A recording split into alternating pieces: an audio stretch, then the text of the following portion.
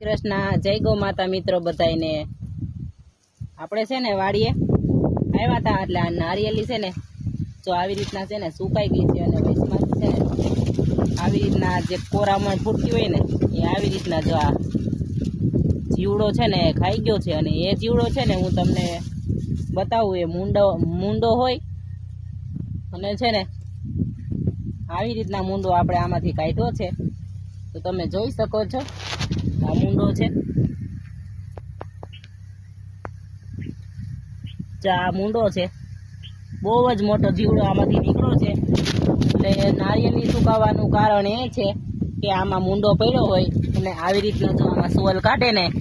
એટલે તમારે સમજી લેવાનું કે આમાં મૂંડો છે એટલે આપણે એમાં છે ને આ ક્લોરીફાઈડ દવા છે ને એ આપણે એમાં ભીની કરીને એક કપડું લઈ લેવાનું છે અને એમાં છે ને ક્લોરીફાઈડ દવા નાખી દેવાની છે અને એ દવા છે ને આપણે આ જ્યાં જીવડાએ હોલ પાડ્યો હોય ને એમાં આપણે આ ભીનું કરીને ક્લોરીફાઈડ એમાં ગાફો ભરાવી દેવાનો છે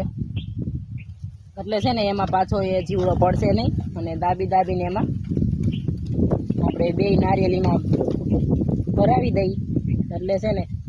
આપણી નારિયેળી મસ્ત રીતે થઈ જશે એટલે મિત્રો જો તમારે કોઈને નારિયેળીમાં સુકારો આવતો હોય ને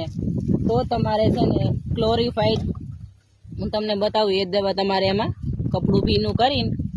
જ્યાં એને હોલ પાડ્યો હોય ને ત્યાં તમારે મૂકી દેવાનું છે કપડું અને પાણી સાથે પણ તમારે આને પાવાનું છે એટલે આવી રીતના આ દવા છે જ્યાં જ્યાં તમારે ફ્રૂટના ઝાડવામાં મૂંડો પડ્યો હોય ને એમાં તમારે આ મૂકી દેવાનું છે ભીનું કપડું કરીને।